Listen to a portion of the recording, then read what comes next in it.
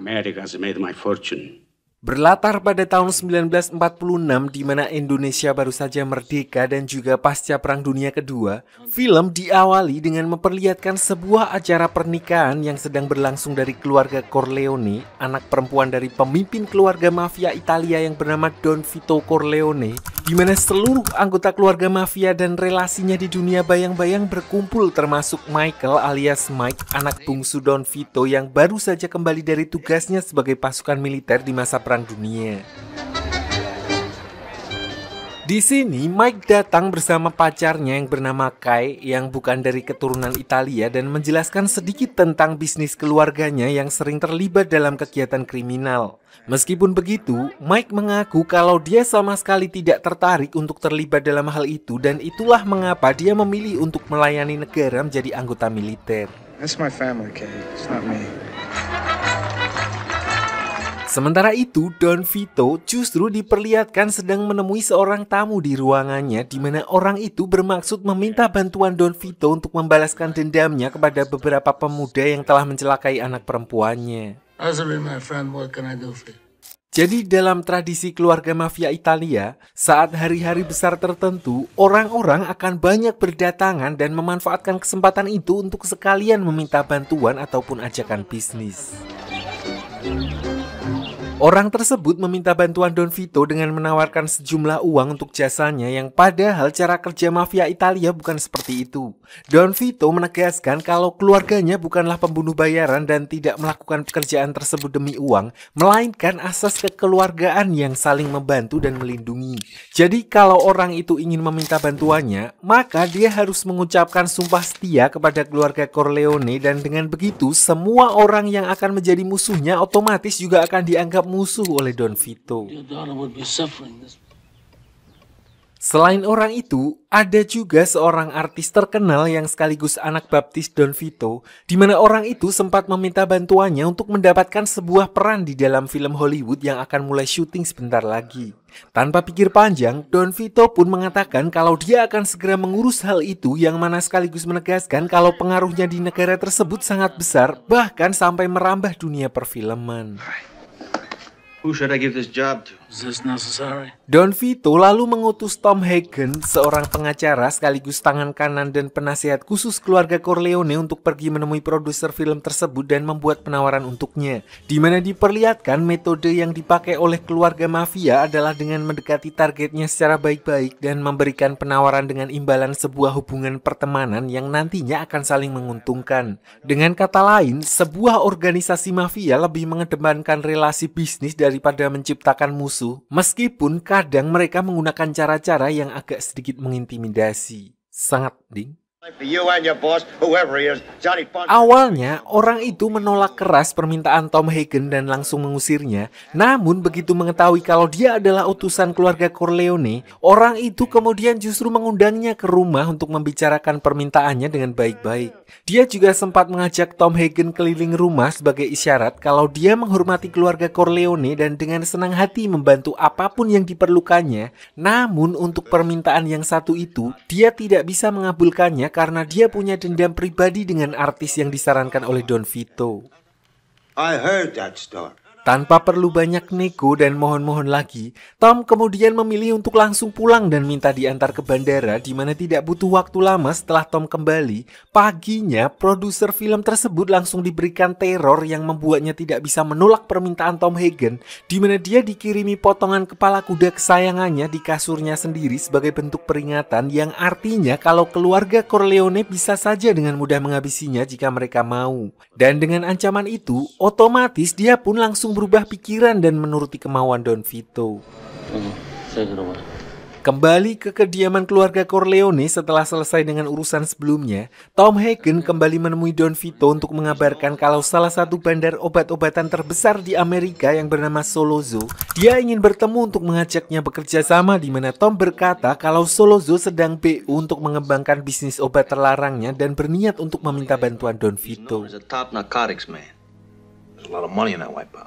Menurut Tom, bisnis tersebut bisa sangat menguntungkan bagi mereka di masa depan karena uang yang dihasilkan bisa berkali-kali lebih banyak dari sektor perjudian dan alkohol yang saat ini mereka jalankan. Dan jika mereka tidak mengambil kesempatan itu, keluarga lain akan mengambilnya dan kemungkinan hal itu akan membuat keluarga Corleone akan mulai kehilangan segalanya dalam jangka panjang. What's your answer gonna be, Pop? Huh? Namun, Don Vito justru tidak sependapat dengan mereka karena menurutnya bisnis narkoba adalah bisnis yang benar-benar merusak. Meskipun begitu, dia tetap akan menemui Sollozzo dan bicara langsung dengannya, tidak lain adalah untuk bersikap hormat kepada orang tersebut. There. Don Corleone. I heard that you were a serious man. Di pertemuan itu, Sollozzo menawarkan kerjasama dalam bentuk investasi sebesar $1 juta dengan imbalan sekitar 3 kali lipat keuntungan modal setiap tahun. Selain itu, dia juga meminta koneksi politik dan perlindungan hukum dari relasi keluarga Corleone yang ada di pemerintahan. Sayangnya, meskipun tawaran itu terdengar sangat bagus, namun Don Vito tetap harus menolaknya dan tetap pada pendiriannya yang tidak ingin masuk ke dalam bisnis obat-obatan terlarang karena menurutnya hal itu justru bisa merusak reputasi keluarga Corleone yang sudah dia bangun selama ini. Meskipun saat itu pertemuan mereka tampak baik-baik saja, namun Don Vito tetap khawatir dengan apa yang akan dilakukan oleh Sollozzo setelah penolakannya, mengingat di belakang Sollozzo ada kelompok keluarga mafia lain dari keluarga Tattaglia yang menjadi backingannya. Oleh karena itu, dia lalu mengutus salah satu kapten yang bernama Luca untuk menyelidiki Sollozzo dan keluarga Tattaglia dengan memintanya berpura-pura untuk berpindah kubu. Find out what you can. Biar nggak bingung, saya jelaskan dulu silsilah mafia di film ini. Jadi di sini ada 5 keluarga mafia paling berpengaruh yang beroperasi di setiap kotanya masing-masing, yaitu keluarga Tattaglia, keluarga Barzini, keluarga Cuneo, keluarga Strachey, dan yang paling kuat pada masa itu adalah keluarga Corleone yang dipimpin oleh Don Vito. Di mana hal itu membuat keluarga mafia lain menunggu momen untuk bisa menjatuhkan keluarga Corleone dan merebut kekuasaannya. And bad luck for you if you don't make that deal. Dan setiap keluarga mafia ini dipimpin oleh seseorang dengan julukan Don, nggak pakai Don Lut. Dimana di sini Don Vito memiliki 4 orang anak, yaitu Sonny anak pertama yang paling temperamen, gerusa-gerusu, lalu Fredo yang sayangnya dia adalah yang paling penakut di antara yang lain, lalu Connie yang cewek yang menikah di awal film, dan terakhir Michael yang justru meninggalkan kehidupan mafia dan menjadi tentara. Dia juga memiliki anak angkat yang kemudian menjadi pengacara sekaligus penasehatnya di bidang hukum, yaitu Tom Hagen, dan beberapa kapten yaitu Clemenza dan Luca yang gemoy-gemoy, dan beberapa orang lain yang merupakan orang-orang kepercayaan keluarga Corleone. Undertaker. Kembali lagi ke cerita, diperlihatkan Luca, salah seorang anggota Don Vito seorang diri, pergi ke kediaman keluarga Tattaglia. Namun Sollozzo ternyata juga ada di tempat itu dan mengetahui tujuan sebenarnya Luca pergi ke sana. Akhirnya tanpa banyak basa-basi, Luca pun langsung dieksekusi saat itu juga. Di saat yang hampir bersamaan, mereka juga mengirim orang untuk mengeksekusi Don Vito yang saat itu sedang keluar bersama Fredo, anak keduanya, di mana orang-orang itu berhasil melakukan beberapa tembakan dalam jarak dekat sehingga Don Vito dan Fredo tidak sempat melakukan perlawanan.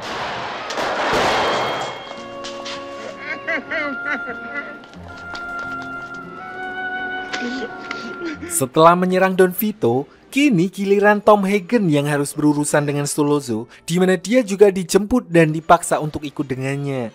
Ternyata Sollozzo telah merencanakan kudeta atas kekuasaan Don Vito karena penawaran bisnisnya sebelumnya ditolak. Dengan tewasnya Don Vito, otomatis Sonny, anak pertama yang kemudian menjadi pemimpin keluarga Corleone, dan seharusnya dia tertarik dengan penawaran bisnis mereka sebelumnya. Tom hanya diminta untuk membujuk Sonny agar dia mau berdamai dan menerima tawaran bisnis narkoba mereka sebelumnya agar tidak terjadi perang antar keluarga yang bisa merugikan berbagai pihak. I'll do my best. Di sisi lain, karena pada zaman itu belum ada SMS, Mike yang saat itu sedang keluar dengan pacarnya, lalu tidak sengaja melihat berita di koran yang memberitakan kejadian yang menimpa ayahnya, di mana dia langsung bergegas menghubungi Sonny di rumahnya. Dan dari Sonny, akhirnya diketahui kalau faktanya, ternyata ayah mereka masih selamat meskipun mengalami luka yang cukup parah. We should be with Mom when you're here. All right. Singkat cerita, seluruh anggota keluarga Corleone kemudian berkumpul di mana Tom Hagen mulai membicarakan langkah yang harus mereka ambil ke depannya. Dari sini, Sonny yang kemungkinan akan menjadi Don menggantikan ayahnya dan mengambil keputusan untuk keluarga Corleone. Di mana perintah pertamanya adalah menghabisi supirnya sendiri yang izin syahid pada waktu kejadian penembakan ayahnya.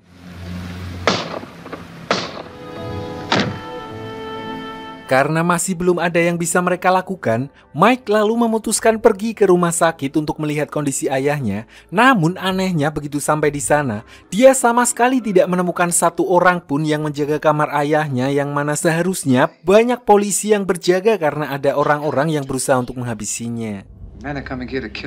Menyadari hal itu, Mike pun langsung curiga kalau ada sesuatu yang tidak beres, di mana dia langsung mengabarkan hal itu kepada Sonny dan meminta suster yang merawat ayahnya untuk membantunya memindahkan ayahnya ke kamar lain untuk berjaga-jaga.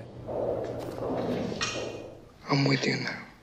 Dan benar saja tidak berselang lama, muncul orang-orang mencurigakan yang kemudian tidak jadi masuk ke rumah sakit karena melihat Mike yang sedang berjaga di depannya. Namun setelah orang itu pergi, rombongan polisi justru muncul dan berusaha menangkap Mike. Di mana kemudian diketahui kalau komandan polisi itu jugalah yang memerintahkan untuk menarik polisi yang sebelumnya berjaga di sana. Untungnya Tom Hagen bersama dengan beberapa orang bayaran segera muncul dan langsung menyelamatkan Mike sebelum dia diangkut oleh polisi itu. I fear you'll have to appear before the judge in the morning and show cause. All right, let him go. Setelah kejadian tersebut, Sonny memberitahukan kalau Sollozzo meminta bertemu dengan Mike untuk kembali membicarakan tawaran mereka selanjutnya, sementara Sonny yang terkenal paling temperamen justru tidak ingin ada lagi diskusi-diskusi dan langsung deklarasi perang untuk menghabisi Sollozzo dan semua kroni-kroninya.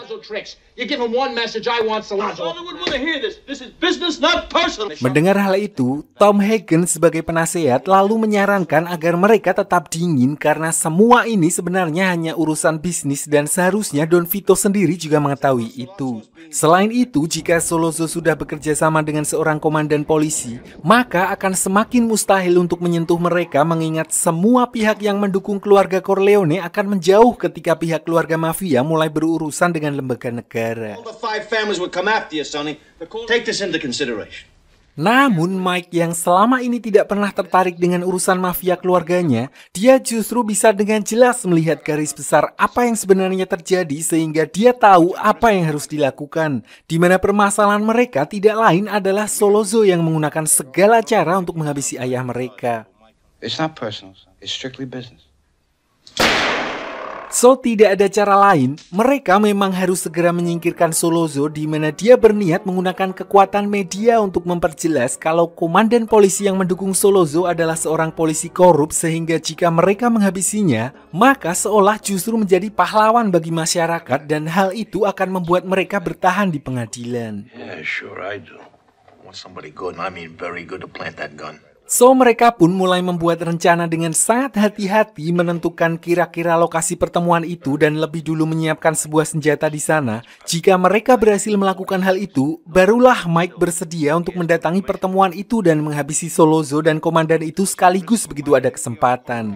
Tell you to drop the gun right away. Singkat cerita, dengan memanfaatkan kekuatan intel orang dalam di kepolisian, Sonny akhirnya berhasil mengetahui lokasi tempat Sollozzo akan mengadakan pertemuan beberapa jam sebelum orang itu menjemput Mike. So tanpa membuang banyak waktu, dia langsung memerintahkan anak buahnya untuk menyembunyikan senjata di toilet tempat itu untuk persiapan Mike menjalankan misinya. Meskipun artinya jika hal itu berhasil mereka lakukan pun, Mike sementara tetap harus pergi ke pengasingan untuk mengamankan dirinya. How long do you think it'll be before I can come back? Listen to that girlfriend.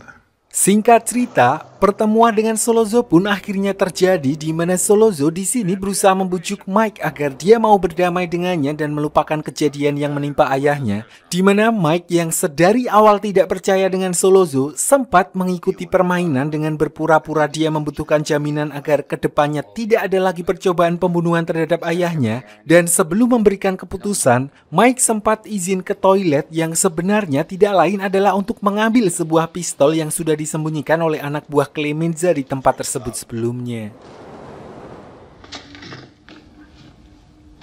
Sampai akhirnya Mike yang selama ini tidak pernah ikut campur urusan mafia keluarganya, akhirnya mengeksekusi Sollozzo dan komandan polisi yang mengawalnya, di mana kejadian itu lumayan membuat geger kestabilan keluarga mafia lain di Amerika. Dan untuk mengamankan diri dari kejaran polisi, Mike segera dikirim pulang ke kampung halaman ayahnya di Italia untuk sementara mengasingkan diri sampai keadaan dinilai kembali aman.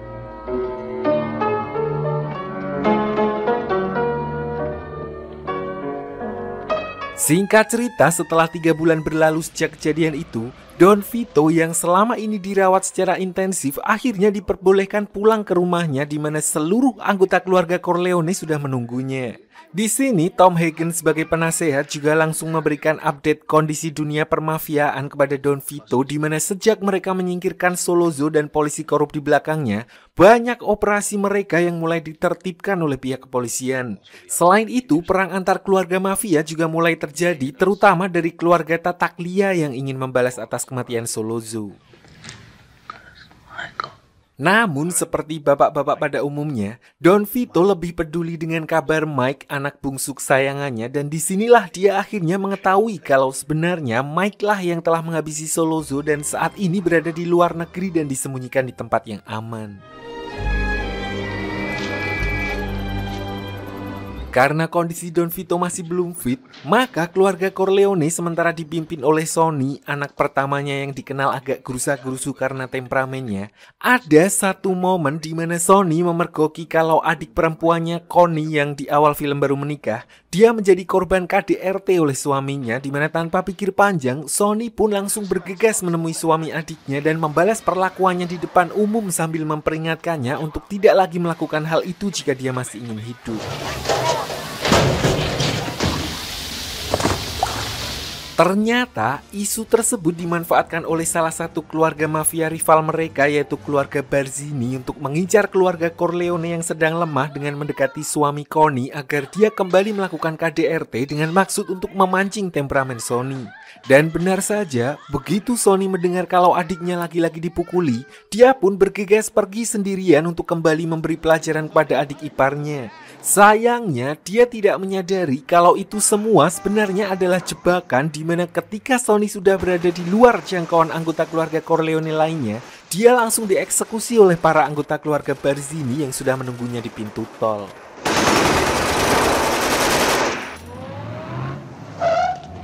Di sisi lain, diperlihatkan Mike yang sementara ini tinggal di wilayah pedesaan Italia yang juga merupakan kampung halaman bapaknya, di mana saking lamanya bersembunyi di sana dan sama sekali tidak mengetahui kabar keluarganya di Amerika, Mike sampai-sampai mendekati gadis lokal yang dia temui di tempat itu, di mana dia dengan sangat gentle menemui ayahnya dan mengatakan kalau dia akan mendekati anaknya dengan pengawasan dari keluarganya sampai akhirnya Mike menikahi gadis tersebut.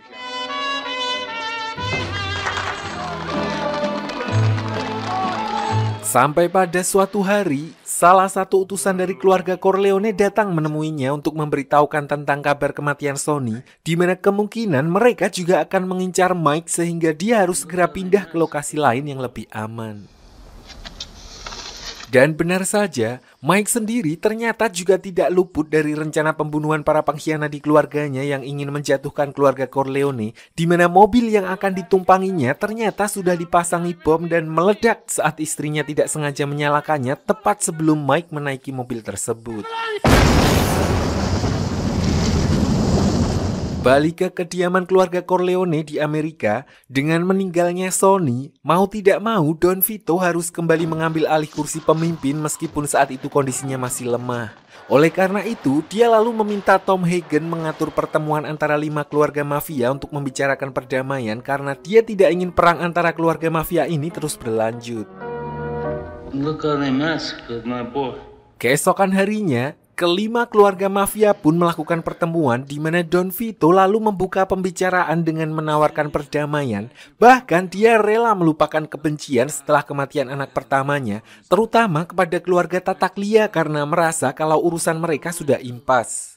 Namun beberapa keluarga juga ingin memanfaatkan momen tersebut untuk memaksa Don Vito agar dia bersedia mendukung bisnis peredaran narkoba di wilayahnya, mengingat banyaknya koneksi Don Vito dari kalangan kepolisian dan juga pemerintahan. Jadi bisa dibilang Don Vito berperan sebagai sosok yang mengambil keputusan terakhir. I don't want it near schools.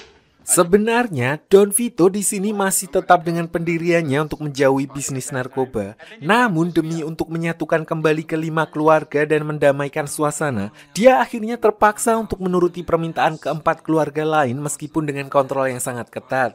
Dia juga mengajukan satu syarat, yaitu peperangan antar keluarga harus berhenti di sini dan tidak ada satupun dari mereka yang boleh menyentuh Mike ketika dia nanti kembali ke Amerika. Jika ada kejadian aneh yang membuatnya meninggal secara tiba-tiba, Don Vito akan menyalahkan beberapa keluarga yang menghadiri rapat itu dan dia bersumpah akan menggunakan semua kekuatannya. Let me say that I swear. Singkat cerita, setelah terjadinya kesepakatan damai, kondisi pun menjadi tenang dan Mike akhirnya bisa dibawa kembali ke Amerika untuk menggantikan ayahnya memimpin keluarga Corleone. Hal pertama yang dilakukan Mike adalah merombak struktur keluarga Corleone dan berencana memindahkan domisili mereka ke kota Las Vegas dengan maksud untuk beralih ke bisnis kasino dan perhotelan. Setidaknya hal itulah yang dia tunjukkan kepada pihak luar dan bahkan kepada Tom Hagen, penasihat keluarganya sendiri. Mike, why am I out? You can break off from the Corleone family and go on your own. Faktanya, apa yang sebenarnya terjadi di sini, semua pengalaman Mike membuatnya benar-benar menjadi pemimpin yang bertangan dingin, di mana dia mulai merencanakan operasi bersih-bersih karena sejak tragedi penembakan ayahnya, banyak sekali pihak yang mencoba untuk menjatuhkan mereka dan oleh karena itu, Mike berencana untuk membuat garis yang jelas kalau keluarga Corleone akan kembali menjadi yang terkuat. Dan pertama, mereka harus menyingkirkan pengkhianat yang ada di dalam keluarganya. You're not a wartime consigliere, Tom.